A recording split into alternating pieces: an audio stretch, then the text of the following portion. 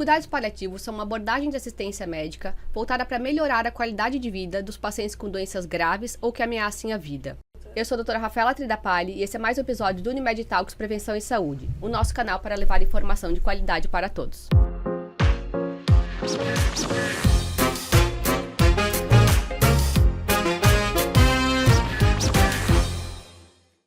Para conversar um pouco mais sobre cuidados paliativos, tirar dúvidas e trazer informação de qualidade, nós convidamos hoje duas colegas médicas que já trabalham há bastante tempo com esse assunto, com essa abordagem, para conversar um pouquinho mais. Então sejam muito bem-vindas. Eu queria começar pedindo para que vocês se apresentem, contem um pouquinho da história de vocês, de formação médica e também hoje trabalhando com cuidados paliativos. Fique à vontade quem quiser começar. Meu nome é Jaqueline. Bom, eu sou médica, me formei em Curitiba, estou aqui em Blumenau há 13 anos, fiz residência de clínica médica, terapia intensiva e depois fiz uma pós-graduação em cuidado paliativo, finalizei recentemente. Desde da minha formação em clínica médica, eu já tive contato com cuidado paliativo, porque eu fiz minha formação num hospital que é referência para oncologia e hematologia, né? Então, desde lá, em 2012, eu já trabalhava com isso, mesmo como residente, né? Já tinha contato com esse perfil de pacientes e com profissionais que tinham essa visão, né? Mesmo naquele momento sendo algo ainda relativamente novo aqui no país, mas como era um hospital com esse perfil de pacientes com doenças oncológicas e hematológicas, já era um assunto bastante abordado. Então, já tenho, assim, desde 2012, familiaridade com isso. A minha história é um pouquinho diferente, assim, eu comecei a minha jornada parecida com o da Jaque. Eu sou a doutora Suzana, eu sou de Blumenau, mas eu fiz faculdade de medicina em Curitiba e eu fiz clínica médica como formação inicial. Quando eu me formei, eu fiz a residência de clínica médica aqui em Blumenau e eu fui convidada para trabalhar no hospital, na época, no sobreaviso de clínica médica. E comecei a ver todo tipo de paciente, eu não tinha ainda ideia de que especialidade que eu gostaria de fazer. Em 2007, eu fui convidada pela doutora Maura, pela Unimed, para trabalhar na atenção domiciliar. Inicialmente, a atenção domiciliar, o serviço de atenção domiciliar, que a gente vai falar mais um pouquinho depois, ele era voltado para pacientes com feridas, com lesões que precisavam de tratamentos agudos. E com o passar do tempo, a gente foi percebendo que esse perfil tinha mudado, que os pacientes tinham muito mais doenças crônicas, que vinham muito mais envelhecidos, frágeis e com um grau de sofrimento maior. Nessa época, que isso era 2010 mais ou menos, gente, estava despontando os cuidados paliativos. Não tinham residências em cuidado paliativo, acho que tinham uma residência, mas estavam iniciando ali as especializações. Então, meio que a minha jornada foi assim, acidental. Eu não optei inicialmente por fazer cuidado paliativo. Eu me apaixonei pelo cuidado paliativo a partir do momento que a gente precisou trabalhar com cuidado paliativo dentro do serviço de atenção domiciliar, não tinha essa formação e os pacientes tinham essa necessidade. Então, daí eu fiz a especialização e desde então, 2015, a gente formou o serviço de cuidados paliativos dentro da Unimed Blumenau e eu venho trabalhando com o cuidado paliativo. Vamos aproveitar e falar do serviço um pouco depois também, que eu acho que é uma das meninas dos olhos, assim, porque é um serviço excelente, daí só tende a crescer. Então é isso, acho que a gente estava conversando que é uma especialidade, acho que nem sei se é definida exatamente, né, mas é uma abordagem bastante nova. Em 1990 que a OMS definiu a primeira vez cuidados paliativos. Inicialmente era para pacientes com doenças oncológicas que não se tinha mais o que fazer, mas com o tempo essa abordagem foi crescendo até para outros pacientes, então que têm doenças ameaçadoras. E a gente vê que esse movimento vem crescendo, mas eu percebo na prática, eu acho que vocês também, que a conscientização das pessoas ainda não é bem certa a respeito disso. Né? As pessoas têm muitas dúvidas, algumas acham que é eutanásia, né? Eu queria que vocês começassem então o podcast falando um pouquinho o que são os cuidados paliativos, explicando um pouquinho essa diferença que é bastante importante do que a eutanásia em si. Sem dúvida, Rafa, acho que como você comentou, né, e a Suzana também já trouxe, né, algo ainda recente, né, então até mesmo na formação, né, do médico hoje ainda é algo que está se iniciando, então a OMS de fato definiu ali por volta de 1990, né, realmente fez uma primeira elaboração do que seria cuidado paliativo hoje na era moderna, né? E ao longo dos anos até hoje aconteceram aí várias atualizações, né? Então hoje a gente entende que o cuidado paliativo realmente difere e muito de eutanásia, né? É uma abordagem que auxilia na minimização de sofrimento de pacientes com doenças graves, com doenças ameaçadoras à vida, muitas vezes sem possibilidade de cura, mas em outros momentos com possibilidade de cura, né? Então, eu vejo que ainda no imaginário das pessoas se entende que é a abordagem no momento final da vida, onde de fato não existe mais nenhuma possibilidade de cura e de reversão, mas na verdade não, né? Na verdade, o cuidado paliativo, ele pode e deve estar presente, né, na jornada de adoecimento, desde o diagnóstico de um paciente, dos seus familiares, né, um paciente que tenha, então, uma doença mais grave, doença crônica, que seja um paciente fragilizado e que vai, de fato, apresentar aí muitos sintomas que possam trazer sofrimento. Então, acho que complementando um pouquinho o que a Jaque trouxe ali em relação ao conceito, lembrar que sim, que cuidado paliativo ele é um modelo de atendimento, é um tipo de cuidado que tem como objetivo principal, obviamente agora não mais curar, mas sim trazer conforto, qualidade de vida e a controle dos sintomas até o final da sua vida. E para diferenciar assim um pouco melhor, mas trazendo de uma forma mais leve, o cuidado paliativo ele tem como um dos seus principais princípios o afirmar a vida e encarar a morte como um processo natural, né? Sem ter a pretensão de abreviar e nem de prolongar a vida. E a diferença que vem com a eutanásia, que é uma ação reconhecida em alguns locais do mundo, na Europa, a eutanásia ela é uma ação cujo objetivo principal é abreviar a vida, né? É abreviar a morte, ou seja, diante de um paciente com uma doença incurável, com sinais de sofrimento, eu tenho uma ação que é a eutanásia, que é de abreviar a vida. O cuidado paliativo, ela não lida, não é desta forma, não tem esta pretensão. Ele afirma a vida enquanto a vida e ela tem a pretensão, sim, agora de encarar a morte mais como um processo natural, com controle claro de sintomas, prestando dignidade, controle de sofrimento daquele ser humano até o final da vida dele, sem abreviar ou prolongar essa vida. Acho que é uma mensagem principal, assim, né? Isso, eu acho que é importante porque isso, como tu comentou, as pessoas têm uma visão da Europa e alguns lugares que se pode fazer essa abreviação da vida, que nunca é essa a intenção do tratamento, né? Posso contar uma história até que a gente viveu recentemente, a Jaque participou disso também. A gente atende vários pacientes, obviamente, com todo tipo de doença dentro do cuidado paliativo. Um desses senhores até tem o início de uma história um pouquinho mais triste. É um senhor idoso que tinha feito um diagnóstico recente de uma neoplasia renal, mas já num estado mais avançado e não tinha mesmo uma perspectiva de um tratamento curativo, oncológico, radioterapia. Tinha sido feito o que era possível e não tinha mais controle dessa doença. E ele não tinha familiares, ele e a esposa tinham decidido por não ter filhos, ele não tinha familiares vivos no Brasil. Esse senhor, ele veio da Alemanha no pós-guerra e ele viveu toda a vida dele adulta no Brasil, mas ele não tinha familiares vivendo no Brasil. E quando esse senhor se encontra numa finitude mais avançada, a gente entra em contato com o único familiar vivo, que era um sobrinho, que vivia na Europa, que vive na Europa, na Grécia mais precisamente. E esse senhor veio ao Brasil, o paciente já se encontrava numa finitude mais avançada, ou seja, num processo de adoecimento, já estava mais na cama, comendo pouco, mas ainda conversava, enfim, a gente estava controlando sintomas. E eu fui numa dessas visitas e eu recebo uma ligação desse sobrinho quando ele chega no Brasil. Ele assim, tá bom, doutora, e como é que nós vamos fazer agora?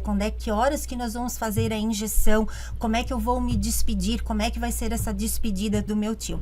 E daí eu tive que explicar para ele. Eu fui até o domicílio com a equipe, com a psicóloga, né, com demais profissionais da equipe. A gente explicou como era o cuidado paliativo no Brasil, o que a gente fazia ali, como é que a gente estava medicando o tio dele tão querido. E ele, a partir dali, então, ele fez uma companhia para esse tio, ele esteve presente, participou do cuidado dele, dessa final dessa jornada, cuidando desse tio até quando, sim, foi o momento dele se despedir e seguir, né, para o desfecho dele. Eu acho que é interessante, assim, porque a gente que trabalha com isso no dia a dia vê o quanto, às vezes, essa abordagem faz diferença nesse desfecho de fim de vida, sem sofrimento, sem dor.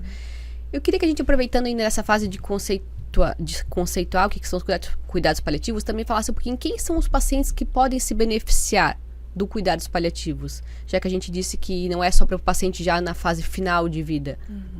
Todo e qualquer paciente que tenha um diagnóstico ameaçador à vida. Então, independente da idade, independente da fase de doença, desde um paciente pediátrico até um paciente idoso com uma idade avançada. Então, todo e qualquer paciente que tenha uma doença ameaçadora à vida. Então, um paciente com um diagnóstico oncohematológico, um paciente com um diagnóstico de uma doença crônica, por exemplo, uma insuficiência cardíaca, insuficiência renal, os idosos, né, já bastante fragilizados pelo próprio envelhecimento, que mais? Pacientes neurológicos. Isso, até ia dar um exemplo, né, isso que a doutora Jaqueline trouxe é muito importante. Então, é para qualquer paciente, para várias modalidades de doenças. Doenças mais incuráveis, crônicas, degenerativas, que não tem ali uma perspectiva de cura, e independente da fase da doença, né, Jaque? Então, trazendo um caso aqui também, a gente acompanha, além dos pacientes oncológicos, que quando inicialmente a gente fala em cuidado paliativo, e a gente não começou assim, né? Sim. A gente começou com cuidado Com paliativo oncologia oncológico. e hematologia. E daí que foi trabalhando a nossa equipe, os protocolos e o manejo para um cuidado paliativo do paciente neurológico. Quando a gente está falando de um paciente neurológico, a gente vai ter ali os quadros de demência, os quadros de sequela, de derrame, mas a gente também vai ter daquelas doenças que a gente chama de neurodegenerativas, como a esclerose lateral amiotrófica, esse nome difícil, quer dizer uma doença em que eu, ao longo do adoecimento, eu vou perder a capacidade do meu controle motor. Então, o que significa isso? Eu não vou mais caminhar, eu não vou mais mexer no meu braço, eu não tenho mais a capacidade de engolir o meu alimento, eu não tenho mais capacidade de respirar sem a ajuda de um aparelho numa doença avançada. Então, o cuidado paliativo também vem para este paciente que, lúcido até o final da sua vida, mas já não mais com uma vida social, não mais com uma capacidade de passear, comer, conversar, se divertir, né? Então, o cuidado paliativo também vem para ele. Vem para a opção dele de dizer, eu quero o meu final de vida desta forma, ou eu quero o meu final de vida com o avançar da doença ali, com o oxigênio, com o aparelho que me ajuda a respirar, mas sem essas medidas muito de intervenção, né? Muito assim, uma intubação, um tubo, né? Na minha orofaringe ou aqui na traqueia, um aparelho de ventilação mecânica. Então, também é para esse paciente, né? Sem dúvida. Assim, antes, contando o primeiro caso, tu conversou bastante, fui na casa do paciente com a psicóloga, então assim, vários profissionais acabam fazendo parte da equipe de cuidados paliativos, a gente sabe o quanto isso é importante. Queria que vocês colocassem um pouquinho quais são os profissionais que participam desse cuidado, por que é importante ter eles junto. Eu acho que dentro dos pacientes também, quem acaba se beneficiando muito dessa abordagem são os familiares, né, que às vezes eles...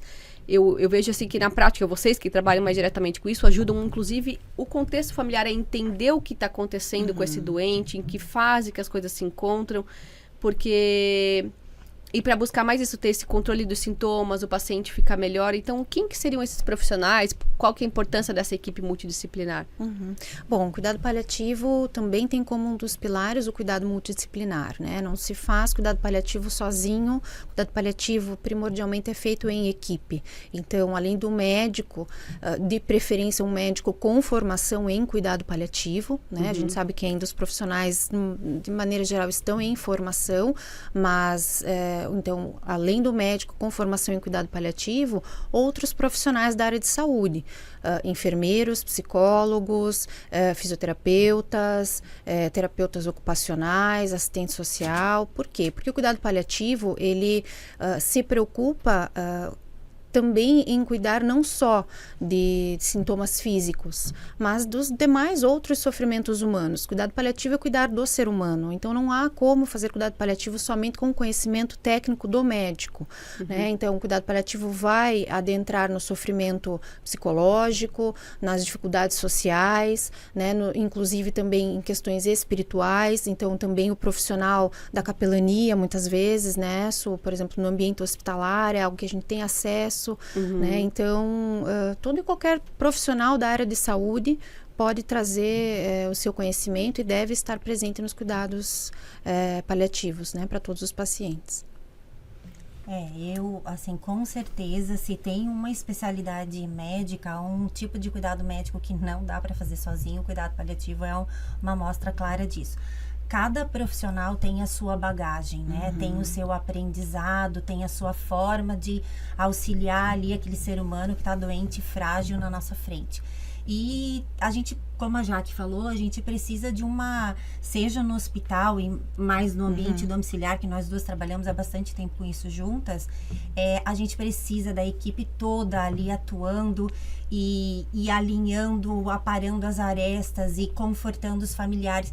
E às vezes nem é o profissional médico aquele que tem o maior vínculo com a família, né? Porque eles vão ver algum profissional de enfermagem, vão se identificar, ou o problema dele maior inicialmente era uma deglutição, uma nutrição, e daí a nutricionista tem um vínculo maior, ou é uma família muito simples, com um poder aquisitivo, assim, uma possibilidade de conseguir coisas para tratar esse paciente em domicílio muito rara, muito difícil. Então a gente tem assistente social que vai nos ajudar, que vai ajudar o paciente, ver quais são os benefícios legais que ele tem, se a gente consegue doações. Então a equipe toda ali é fundamental. E não vamos nem esquecer da psicóloga, que realmente vai ter que trabalhar todo esse perfil espiritual e de qualquer religiosidade que se encontre, né? Mas assim, que também vai estar trabalhando todo esse sofrimento daquele ser humano que se encontra ali muito doente, aquela família que adoece junto. Então, a equipe ali cada um tem a sua bagagem, traz a sua história, consegue confortar, e é uma equipe que cada profissional, acho que forma o todo para um cuidado centrado no paciente completo, né? Eu vejo ali, em relação aos cuidados paliativos, que se respeita muito a autonomia do paciente, né? Sempre isso se leva muito em consideração. Queria que vocês falassem um pouquinho disso. E também, de repente, trazer um pouco como é que vocês conseguem lidar, porque às vezes a gente vê que a vontade do doente é diferente da dos familiares, até o entendimento da doença, né? Então, eu queria que vocês trouxessem um pouquinho isso para explicar. Eu acho que o entendimento de que o cuidado paliativo ele não se inicia somente na finitude é o que vai fazer diferença nesse sentido, sabe, Rafa? Quando a gente tem informação e conhecimento do que está nos causando aquele determinado sintoma, qual é a nossa doença, a gente consegue com clareza planejar a nossa jornada, vamos dizer assim, né? Então, a autonomia com certeza é muito importante, e para isso a gente precisa entender quem é o nosso paciente. Dificilmente a gente vai conseguir somente nos últimos dias de vida dele, né? Então, quanto antes este paciente, esta família tiver acesso ao cuidado paliativo, maiores são as chances da autonomia ser preservada. Então, o paciente tendo essa informação, a gente consegue ao longo de bastante tempo, formação de vínculo, organizar esse cuidado, tirar as dúvidas, explicar para aquele paciente qual é a doença que ele tem, o seu prognóstico, as possibilidades de tratamento, e entender como ele gostaria de passar esse período, né, até que chegue no fim da vida. E isso também se estende para a família. Então, se a família tiver esse conhecimento e tiver vínculo com a equipe, é muito mais provável, né, que essa família vai estar de acordo com aquilo que o paciente deseja. Então vai haver um vínculo e com isso um cuidado ainda mais centrado no paciente, né? Então, por exemplo, trazendo uma experiência do hospital, que eu vejo que é diferente da atenção domiciliar. Na atenção domiciliar a gente consegue se vincular muito mais, né? Por quê? Porque ainda no ambiente hospitalar, a minha experiência é de ser acionada já num momento mais tardio, né? né? E aí, para eu me vincular com aquela família, para eu explicar que aquela situação é irreversível, ou mesmo que seja uma situação em que possa haver uma melhora, que o paciente possa retornar para casa, mas veja, a realidade agora é diferente, então me vincular à família, explicar isso, alinhar as né? expectativas, exato, trazer esse entendimento. Quanto mais tardio os cuidados paliativos entrarem, mais difícil será. Né? Então eu acredito que para a gente conseguir esse alinhamento, o quanto antes o cuidado paliativo estiver presente na vida desse paciente e dessa família, melhor. Então, resumindo, assim, de uma forma que eu achei bem legal, algumas coisas na fala da Jaque, que também acontece na atenção domiciliar, a gente percebe que a gente precisa de algumas coisas. Um é tempo. Tempo para que a gente consiga conhecer aquela pessoa que está diante da gente, conhecer aquela família, né? E esclarecer, estar presente na vida deles. Outra coisa é uma comunicação clara. Precisa se escutar, precisa se conversar, precisa se orientar. A família, ela precisa entender o processo de adoecimento, as perspectivas de cura ou de não cura, como que aquela doença se estabelece, quais são os tratamentos, né, possíveis, estamos falando de cura ou de não cura, então, tratamentos possíveis para controle dos sintomas. E é importante a gente orientar muito bem essa família e conversar e esclarecer para que ela tenha um claro entendimento de que, no final de tudo, honrar a vontade do paciente, que aquele ente querido dele está acima de tudo, né? Então, assim, eu acho que quando eles entendem muito bem que a gente vai estar ali o momento todo que for necessário, perto deles, que vamos estar comunicando, orientando, ajudando, assistindo, esclarecendo, e a gente consegue trazer em vários desses momentos que o paciente tem a vontade dele e esta deve ser respeitada, e por que quando ele faz isso, acima de tudo, né, demonstrando o amor que ele tem pelo parente dele, pelo amigo, enfim, pelo companheiro, ele está honrando a vontade de fim de vida, essa perspectiva de futuro desse paciente. Então, a gente precisa de tempo, com certeza, a gente precisa de muita conversa, tem que ter uma comunicação clara, e a gente precisa de uma empatia, de um vínculo, né? Na pressa não... E o que eu vejo, assim, que acho que outro desafio para essa abordagem nova, para essa especialidade, são os próprios colegas médicos, né? Eu lembro assim, imagina, faz 16 anos que eu me formei esse ano, e eu praticamente não lembro de ter ouvido falar sobre cuidados paliativos ao longo da minha formação ali. Claro, a gente foi vendo depois, né? Já que também com esse tempo. Então, eu ainda vejo que muitos colegas são eles mesmos um pouco... porque eles ainda acham que o cuidado paliativo é que se entra só no fim da linha. Então, por isso que acho que acaba atrasando. Sem dúvida. Na Unimed, a gente tem o serviço de atenção domiciliar, que tem essa parte voltada para cuidados paliativos. Mas, então, e a Jaque comentou ali da parte do cenário hospitalar. Então, eu queria que você comentasse um pouquinho, então, quais são os cenários onde cuidados paliativos pode atuar, qual a diferença das abordagens dos diferentes cenários. A gente tem casos, assim, vários casos de pacientes que vêm, que optam por ficar até o fim do seu momento final no domicílio, e por mais que às vezes os familiares se assustem, isso acaba sendo muito melhor para o doente, mais confortável do que às vezes estar no ambiente do hospital. Queria que você conversasse um pouquinho a respeito disso. O acesso à atenção domiciliar é um privilégio, tanto para os pacientes e famílias, quanto para nós que somos da equipe, porque realmente a gente consegue ter esse vínculo e permitir, né, que esse paciente esteja no seu ambiente mais familiar e ainda assim viver aí o seu adoecimento e eventualmente o seu momento final com a maior dignidade possível, né? Então, o cuidado paliativo, ele pode ser prestado, sim, no ambiente domiciliar, né? Além de outros cenários, desde um cenário ambulatorial, né? Então, para aqueles pacientes que têm sintomas mais controlados, que eventualmente estão ali numa fase de doença mais intermediária, inicial ou intermediária, né? Que não tem tantos sintomas, tantas demandas, então por exemplo, um cenário ideal para um planejamento antecipado de cuidado, onde a gente vai abordar essa questão da biografia do paciente, o que faz sentido para ele, o que ele entende da doença, do seu prognóstico.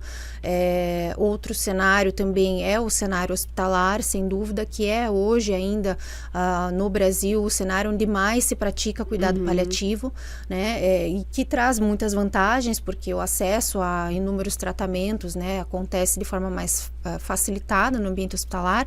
Por outro lado, geralmente, como eu expliquei, aí o cuidado paliativo entra de forma mais tardia, então já mais numa situação em que o paciente tem mais sintomas, maior sofrimento, e o tempo muitas vezes não é o tempo necessário para a vinculação, né? Outra possibilidade também de cuidado seriam os hóspices, que aqui no Brasil ainda é algo novo, né? Então, que são locais de cuidado para pacientes com uma expectativa de vida de 6 meses ou menos, com doenças, né, bastante crônicas. O que mais, Su?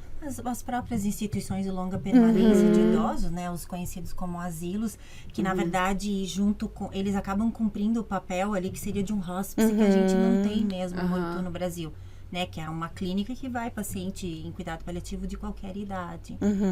Exato. E daí trazendo um pouquinho ali o que eu entendo, né, porque eu não tenho experiência de ficar fazendo cuidado paliativo no hospital, claro.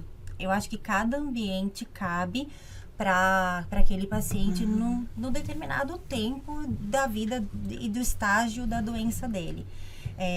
Na atenção domiciliar, a gente também pega alguns pacientes no estágio mais avançado, começo de uma finitude, com uma doença assim um pouco mais de sintomas, né? O paciente com um pouco mais debilitado, mais acamado.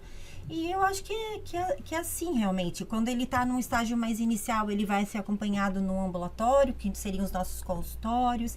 Se ele tem uma estrutura familiar, que daí eu vou começar a falar então um pouquinho das vantagens e das necessidades. Isso, eu ia perguntar um pouco assim, como que se escolhe onde fazer isso? Mais a fase daí já mais pro final mesmo, né? Onde a vela tá se apagando de fato ali. Não, na verdade, assim, então, um paciente, ele vai estar no serviço de atenção domiciliar, né? No cuidado paliativo, no serviço de atenção domiciliar, realmente, assim, é uma doença que não está no seu estágio final, mas eu já tenho um pouco mais de limitação. Eu não tenho o que a gente chama daquele acesso à rede. Eu não tenho uma facilidade de ir no consultório do meu médico paliativista, discutir. Eu já estou mais restrito à minha casa, eu tenho mais limitações, mas ao mesmo tempo eu tenho uma moradia onde eu tenho uma rede de suporte para cuidados adequada. Então, assim, eu tenho um cuidador, eu tenho uma família que está me apoiando, que está cuidando de mim, eu tenho um domicílio adequado para que se prestem esses cuidados de conforto, de controle de sintomas no domicílio, seja um oxigênio, seja um acesso rápido ao serviço da equipe da atenção domiciliar ou do serviço de urgência.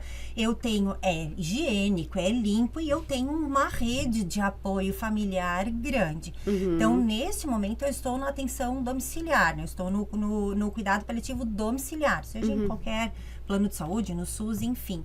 Quando eu tenho uma complexidade, não talvez maior, mas sintomas em que eu não tenha mais uma condição de controle no domicílio, ou se isso acontece, porque nem sempre vai acontecer, eu daí então conto com o ambiente hospitalar, porque vai ter maior número de procedimentos, de intervenções, quando eles são indicados, ou tem também uma atuação da equipe muito mais presente, né? Toca a campainha e em 2 segundos alguém tá do teu lado. Então, ele realmente é para aquele paciente que precisa, que não tem uma possibilidade de permanecer no domicílio. Mas eu vou defender o lado da atenção domiciliar, tá? Sem dúvida. Contra o hospital, mas eu tenho que defender a atenção domiciliar. Vamos lá, começou embaixo. Se pudesse escolher, veja, olha só. Eu vou passar o resto da minha vida, curtir o resto dos meus dias, né? Afirmar a minha vida, como a gente falou antes, no meu ambiente de conforto, junto às minhas lembranças, às minhas memórias, os meus familiares queridos. Um ambiente que para mim é muito confortável e não é um ambiente desconhecido, né? Então, assim, se eu pudesse escolher, se eu tiver que passar por isso um dia, eu quero poder ficar em casa. Sem dúvida. Eu acredito que a escolha do ambiente perpassa pelo preparo, né, do próprio paciente, quando ele é consciente disso, e da família, enfim, de quem cuida, né, de ter esse preparo, eventualmente de viver esse momento de uma partida, né, da morte no domicílio. Outras questões que também precisam ser levadas em consideração é o controle de sintoma, né, então se no ambiente domiciliar, por qualquer motivo, o controle de sintoma não está sendo adequado, né? E quando eu digo controle de sintoma, também me refiro ao sofrimento espiritual, psicológico, por questões sociais, né? Exatamente. Então, o ambiente hospitalar pode trazer esse conforto, né? O ambiente hospitalar, ele não vai necessariamente ser ruim, pelo contrário, se ele estiver bem indicado e de forma, né, individualizada, ele pode sim trazer uma jornada de adoecimento, um cuidado e um momento de finitude e morte com bastante dignidade. Acho que é importante lembrar que tem que ter, independente do local, né? Tem que ser o local em que, dentro dessa possibilidade, seja o de escolha do paciente, porque tem pacientes que optam por óbito em domicílio e tá tudo bem, a família tá estruturada, e tem pacientes que querem passar por isso no hospital e também tá tudo bem, a gente prepara ele em domicílio e no momento de uma doença mais grave a gente encaminha para o hospital. Mas é importante lembrar que a gente tem que ter sempre, independente do local, uma equipe muito bem estruturada, né? Então, assim, ter uma equipe voltada, treinada e especializada, enfim, com treinamento adequado, que seja coesa, que se converse, que alinhe, né? E que faça o melhor pelo paciente, independente do local onde ele vai passar os últimos dias dele, enfim, ou onde ele vai ser cuidado. Trazendo agora uma questão um pouco polêmica, assim, eu trago polêmica porque na minha prática, assim, eu vejo que é uma das questões que pega muito com as famílias. No hospital, quando tem esses vozinhos, com idade mais avançada, tudo, uma das coisas que vai acontecendo com a idade, muitos com demência, inclusive, é que eles vão não querem mais comer, vão deixando de comer, não querem se alimentar. E uma das coisas que a gente conversa é que, claro, a gente tem meios artificiais de dar dieta, mas eventualmente quando a gente chega nessa situação, a gente, assim, resolve, não vamos fazer nada invasivo, a gente deixa que o doente coma o que quer, vai se alimentando até que as coisas vão evoluindo. Mas na prática eu vejo que alguns familiares, principalmente aqui na nossa região, eu acho, porque culturalmente aqui o se alimentar, a comida, aquela mesa farta, é muito cultural, é como se fosse uma questão que as famílias relacionam muito ao prazer da pessoa, ela vai ficar mais feliz ou mais triste, ou vai ficar muito mal se não comer. Mesmo que a pessoa, às vezes, a gente vê que não tem nem tanta noção. Como é que vocês abordam essa questão, assim, de explicar para essas famílias que, às vezes, a pessoa que não consegue desconstruir essa questão cultural, sabe? Porque imagino que vocês também devam lidar com isso. Sim, eu acho que é o mais desafiador, assim, talvez uma das situações mais desafiadoras, né? Como eu comentei anteriormente, né, o planejamento antecipado faz total diferença, né, mas numa situação em que isso não aconteceu, né, e a gente lida com isso também com bastante frequência, né, a informação realmente de forma clara, uma comunicação efetiva, né, e conhecendo quem é aquela família, então entendendo o porquê daquela angústia, se tem de fato essa questão cultural. Outras famílias trazem muito a questão de que comer é viver, então a partir do momento em que a pessoa não está comendo, ela necessariamente vai morrer mais cedo, ou vão se reduzir as chances daquela pessoa melhorar, né? Então explicar, né, qual é o diagnóstico, qual é a evolução natural da doença daquele paciente. Então no caso da demência, é natural de fato a redução da ingesta alimentar, a mudança de paladar, a diminuição da capacidade, né, de deglutição. Então é um paciente que evolui com a disfagia, que é essa dificuldade de mastigação e deglutição de forma adequada. Então acredito que explicando, muitas vezes a gente consegue ter sucesso no sentido de não agregar essas condutas que não vão trazer benefício para o paciente, paciente, né? E que muitas vezes vão, inclusive, aumentar o sofrimento, trazendo sintomas indesejados, como diarreia, constipação, né? Uma distensão ali do abdômen, uma distensão dolorosa, uma dor na barriga, e que vão tornar aquele momento do paciente mais doloroso, mais difícil. Então, comunicação é importante, mas é um desafio, realmente é um desafio. Eu acho que é um dos maiores desafios que a gente tem ainda. Então, é uma cultura mais germânica, realmente muito ligada à alimentação, aos doces, enfim. Além disso que a Jaque falou, que eu acho que é extremamente importante, tem a comunicação, acho que ali desde o começo e junto com a equipe toda, de novo vem a equipe multiprofissional, né? Então, contar com a nutricionista para ver se modificar o tipo de alimento possibilita essa alimentação mais fácil pelo paciente. Talvez mudar o foco da família de que eu não consigo mais ofertar tanto alimento, mas eu consigo oferecer em pequenas porções um tipo de alimento mais cremoso, numa posição mais sentadinha, quando ele solicita, e também trazer atenção para outras coisas, como assim, é importante manter então uma higiene oral, é importante manter uma hidratação da mucosa, uma limpeza, para tentar desconstruir o fato de que ele vai morrer por fome. Na verdade, isso que eu já aqui trouxe é muito importante.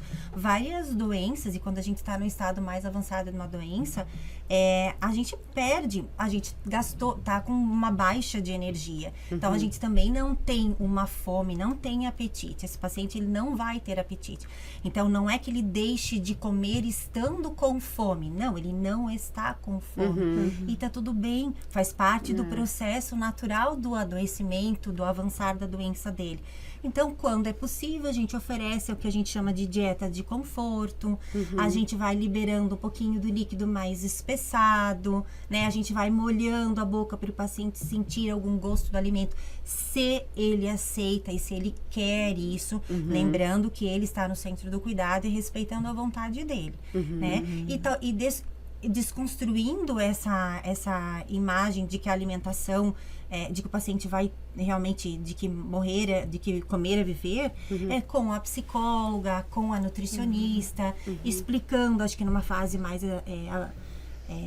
anterior, né, que realmente como que vai proceder o adoecimento dele, e que a perda da alimentação é um dos fatores naturais.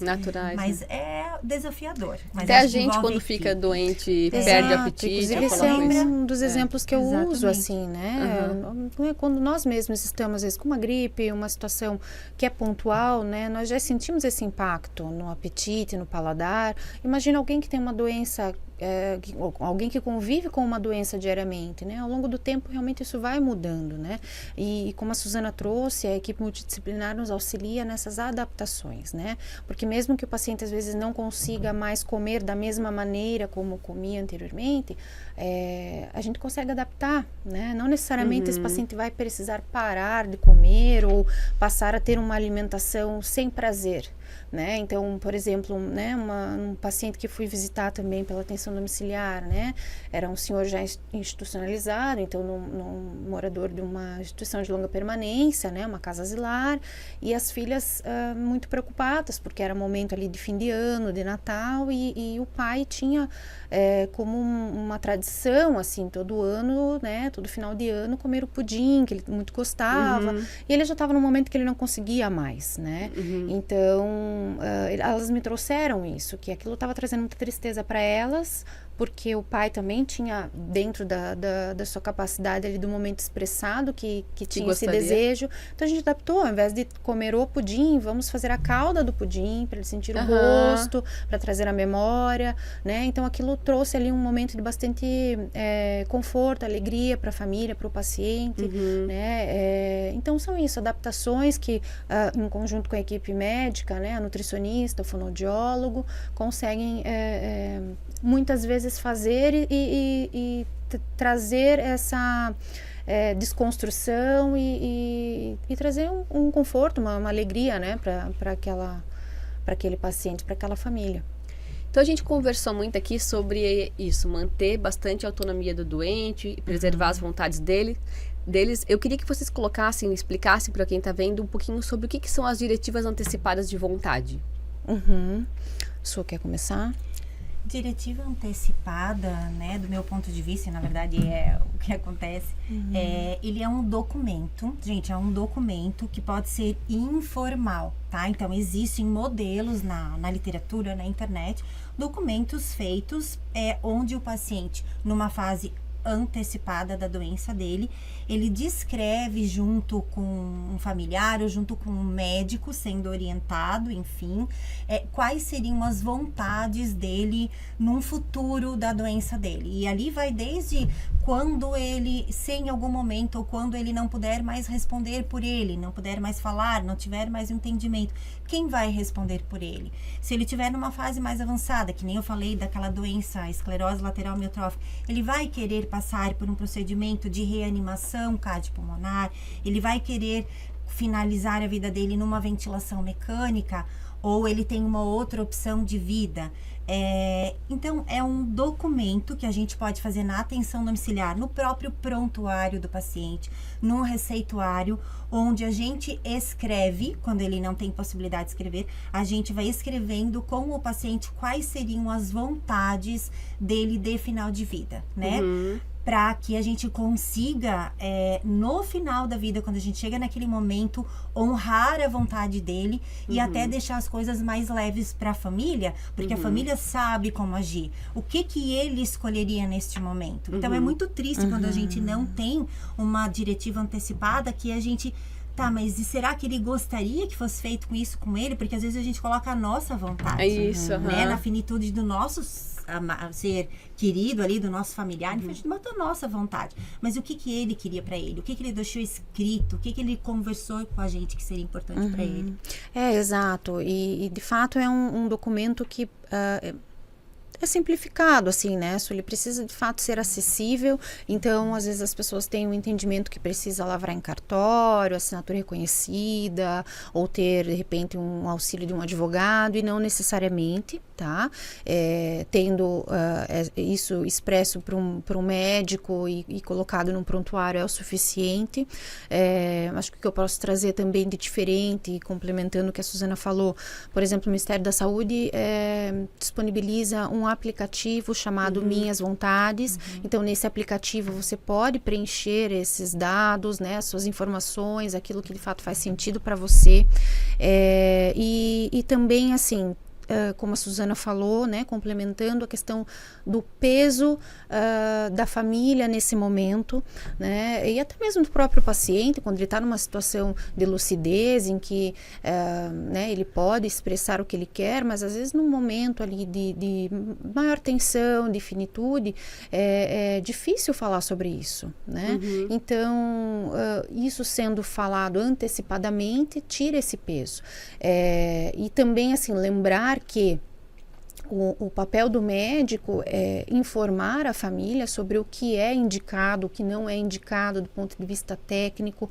Então, não é adequado, né? Isso, do ponto de vista técnico e ético, com certeza. Então, não é adequado propor para a família ou para o paciente necessariamente escolher, por exemplo, você quer isso ou aquilo, né? Então, assim, nós temos o conhecimento para dizer para o paciente, olha, numa situação como a sua, não é indicado, ou não haverá benefício se você for submetido a determinado tratamento, a uma determinada cirurgia, a um determinado medicamento, por exemplo, né? Então, isso facilita, porque o paciente pensa, bom, se eu não vou ter benefício, se isso não vai fazer com que a minha vida melhore, mesmo que eventualmente eu não me cure, mas se eu não vou melhorar, se vou eventualmente ter efeitos colaterais ainda maiores, então eu prefiro não fazer, não aceitar e deixar isso registrado.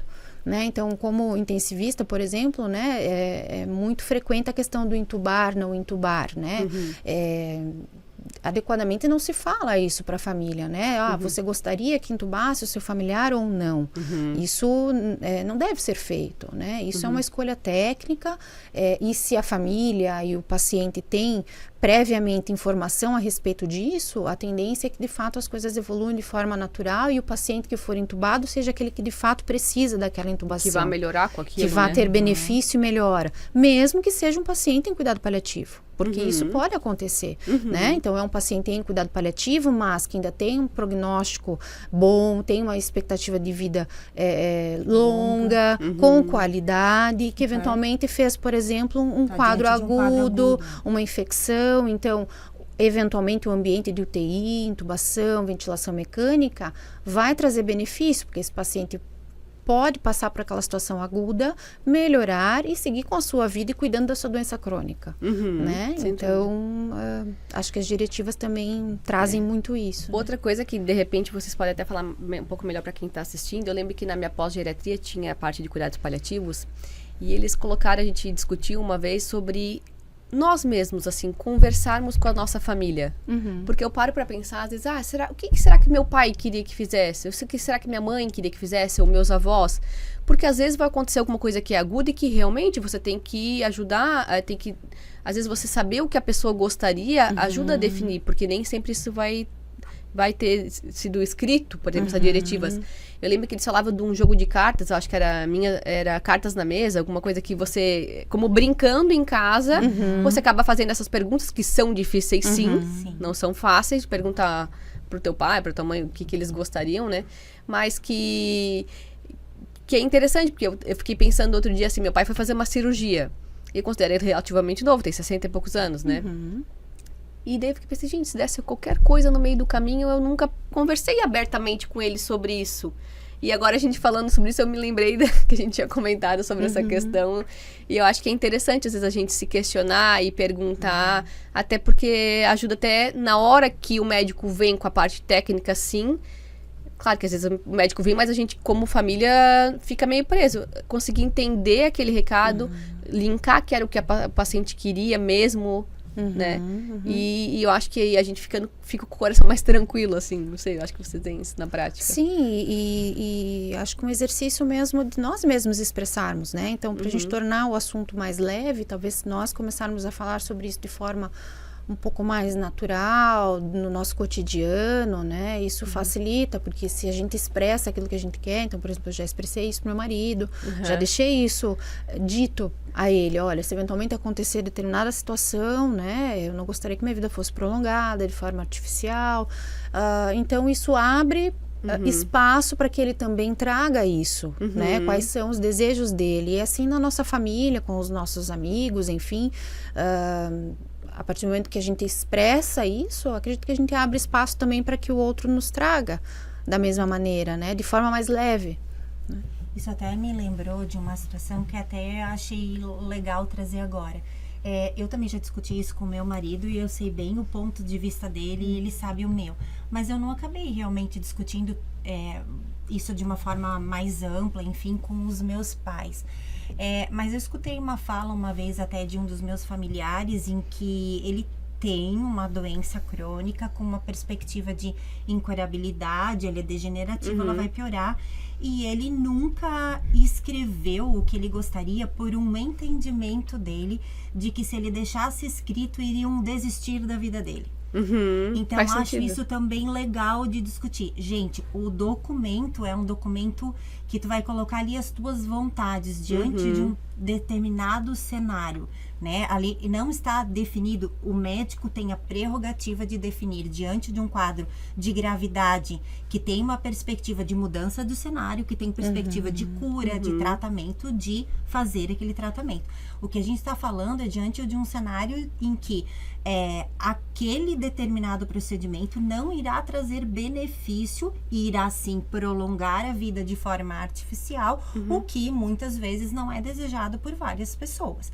Então, é deixar bem claro isso. O escrever a sua vontade não é determinar que então vão desistir de você porque você não quer ser entubado, ou quer ser reanimado, ou quer ficar numa ventilação mecânica. Não, é naquele cenário, né? Acho que é importante deixar isso claro para as pessoas. É a tua vontade de final de vida, não do meio da vida.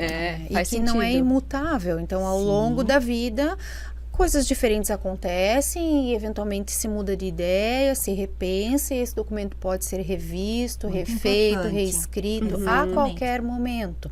Então, a cada nossa nova visita ou avaliação, há a possibilidade de se mexer nesse documento. Isso, não é uma sentença, pelo contrário, né? É algo que nos ajuda, né, a cumprir com a autonomia daquele paciente. Mas, de fato, se ele tem autonomia, ele a qualquer momento pode trazer um novo pensamento, uma nova vontade, e a gente revisa isso.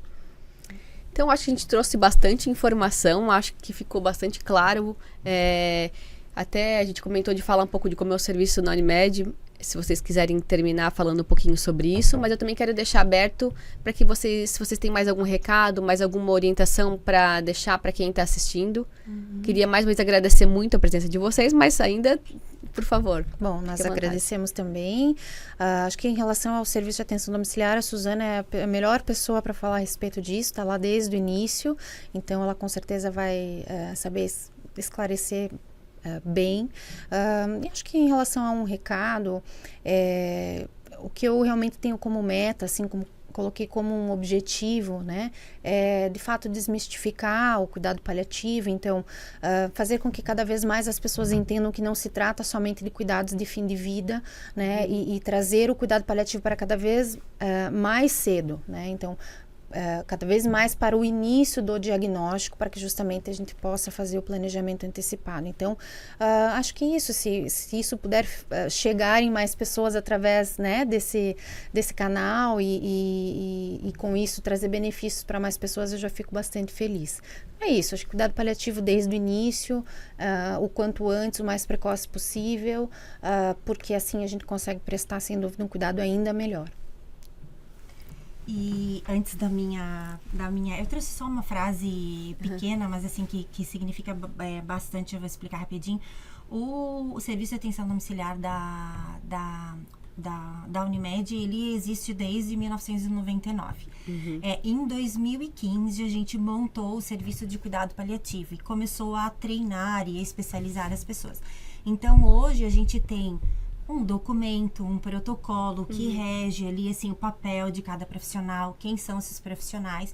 Então, a gente tem praticamente hoje a equipe completa, né? Então, nós contamos com os médicos, a equipe de enfermagem, a nutricionista, os fisioterapeutas, psicólogo, assistente social. A gente só realmente, diferente de uma equipe hospitalar, a gente não tem um líder religioso, mas a gente busca trazer buscar essa religiosidade junto ao paciente e incentivar para que ele procure junto ao líder da religiosidade dele, né? Seja ela qual for.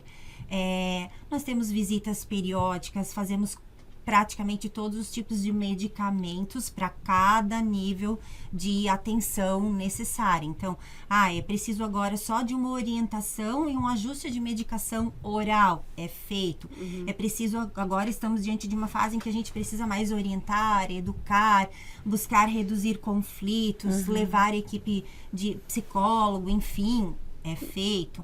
Precisamos agora um pouquinho mais de intensificação dos cuidados técnicos com o fisioterapeuta, com a nutricionista, com o fonoaudiólogo também temos. E no final temos as reuniões clínicas para discussão desses pontos críticos de cuidado, opinião de cada um, qual foi a maior dificuldade enfrentada, quais que são as dificuldades que os técnicos e que os profissionais enfrentam naquele domicílio. Porque se a gente está falando de um assunto que é mais novo, que não é tão leve, mas que deve ser cada vez encarado com uma maior naturalidade, a gente também passa por isso no dia a dia. E a minha fala final tem bastante a ver com isso. Então, hoje a gente tem um serviço praticamente completo, muito bom, muito bem estruturado, que atende 24 horas por dia, 7 dias por semana, e que pode medicar e cuidar do paciente paciente em domicílio para quase todas as necessidades, tirando as ressalvas que a Jaque trouxe, como controles de dores que são intratáveis em domicílio, hemorragias, obstruções, enfim, procedimentos ou intervenções que teriam que ser feitas no hospital. Posso ler uma última frasezinha? Por favor. Quando eu fiz a minha pós, eu não tinha muito claro que cuidado paliativo era o que eu mais amava. Assim, eu acho que é difícil trabalhar com várias áreas da medicina. E cuidado paliativo é uma necessidade, é uma coisa linda, mas ela não é fácil, né? Então, eu fiz a minha pós-graduação, a especialização, junto com uma colega minha de faculdade, e ela trouxe isso numa das nossas últimas aulas, num trabalho que a gente apresentou, que eu guardei, que eu achei muito bonito, né? Ela fala assim, que trabalhar com cuidado paliativo é trabalhar com a vida em um momento delicado, no qual a pessoa e a sua família enfrentam, sim, uma doença grave que modifica os planos de vida e que traz consigo os mais variados tipos de sintomas. É aprender a respeitar o curso natural da vida, compreendendo que o ser humano, no final da sua jornada, vai sim ficar mais introspectivo, dormir a maior parte do tempo e quase não se alimentar e nem tomar líquidos, que vai fazer parte do processo natural dele. Mas que ela aprendeu por meio da especialização, por meio do trabalho no cuidado paliativo, que ela acha tão, né, que é tão lindo, que a gente compreende que ao longo da nossa vida profissional, no cuidado paliativo, a gente vai ganhar muitas batalhas contra a doença. E a gente vai desenvolver a sabedoria necessária para identificar quando a gente está enfrentando a última batalha. Aquela que a gente não vai mais ganhar, mas que a gente trabalhou ao longo da jornada de adoecimento dele para que ele consiga enfrentar aquela batalha da forma mais leve possível. A gente aprende a ouvir mais, falar menos, não agora, né, mas na prática diária, amenizar o sofrimento e acolher não somente o paciente e seus familiares, mas também a nós e a nossa equipe. Né? Porque a gente precisa disso todo dia, a gente precisa muito da nossa equipe. De uma e troca. É isso, Você gente, emocionante. Eu Muito também bonito. acho ela tão bonita, porque ela representa assim, o que a gente sente, o que eu senti. Tá, mas é tão difícil falar de morrer, né? Eu não consigo falar da minha morte, eu vou conseguir discutir isso com os outros. Sim. Mas sim, tu vai aprendendo a ouvir, tu vai aprendendo a ouvir o coração, a mente, as pessoas, e vai, né? Ouvir, às vezes, é o mais fundamental de tudo. Eu acho que falta muito para os pacientes, familiares, às vezes a gente vê, mas tem um embate, aquela família é difícil. Eu acho que às vezes não é o difícil, a gente às vezes a gente na correria não tem o tempo de ouvir, acatar, seja do paciente, seja da família, e ajudar a amenizar aquele momento, porque não é fácil para ninguém que passa por isso. A gente vê bastante no hospital, vejo praticamente todos os dias isso, e vocês acham que também? Toda família é difícil, isso também trazendo então da pós-graduação, né? De uma professora muito querida, a doutora Dalva, que sempre trazia essa fala. Toda família difícil, na verdade, é uma família em sofrimento. Então, sempre que a gente estiver diante de uma família que nos traz desafios, lembrar aquela pessoa está em sofrimento. Então, vamos tentar encarar dessa maneira, que isso vai facilitar o processo e o vínculo, se colocar então, né, no lugar daquela pessoa. Se eu estivesse naquela situação, será que eu estaria diferente? Será que eu também não estaria com aquela atitude, né? Enfim, então lembrar que sempre uma família difícil, um paciente difícil, tido como difícil, na verdade, é um ser humano em sofrimento, né? E é nosso papel amenizar isso. Esse foi mais um episódio do Unimed Talks Prevenção e Saúde, o nosso canal para levar informação de qualidade para todos.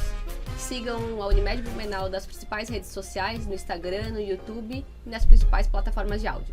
Até a próxima!